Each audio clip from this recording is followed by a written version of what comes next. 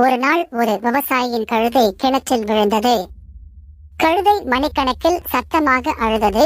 விவசாயி என்ன செய்ய வேண்டும், என்ன செய்யக்கூடாது என்று யோசித்துக் கொண்டே இருந்தார். இறுதியில் கழுதை மிகவும் வயதாகிவிட்டதால் அதை காப்பாற்றுவதால் எந்த பயனும் இல்லை. எனவே அதை கிணற்றிலேயே புதைக்க வேண்டும் என்று முடிவு செய்தார். விவசாயி தனது அண்டை வீட்டாரை உதவிக்கு அழைத்தார். ஒவ்வொருவரும் தலா ஒரு மண்வெட்டியை பிடித்து கிணற்றில் மண்ணை அள்ளத் தொடங்கினர். என்ன நடக்கிறது என்று கழுதை புரிந்து கொண்டவுடன் இன்னும் சத்தமாக சத்தம் போட்டு அழ ஆரம்பித்தது. பின்னர் திடீரென்று அவர் வியக்கத்தக்க வகையில் அமைதியானார். அனைவரும் கிணற்றில் சேற்றை குவித்துக் கொண்டே இருந்தனர்.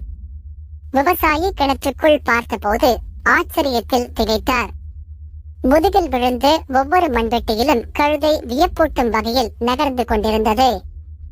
மண்ணை குலுக்கி கீழே எறிந்துவிட்டு ஒரு அடியை எடுத்து அதன் மீது ஏறுவது வழக்கம். விவசாயியும் அவரது அண்டை வீட்டாரும் அந்த கழுதை மீது மண்ணை கொட்டியதால் கழுதை மண்ணை கீழே தள்ளிவிட்டு மேலே ஏறியது. விரைவிலேயே கழுதை கிணற்றின் விளிம்பை அடைந்து அனைவரையும் ஆச்சரியத்தில் ஆழ்த்தியது. பின்னர் வெளியே குதித்து வெளியே ஓடியது நினைவில்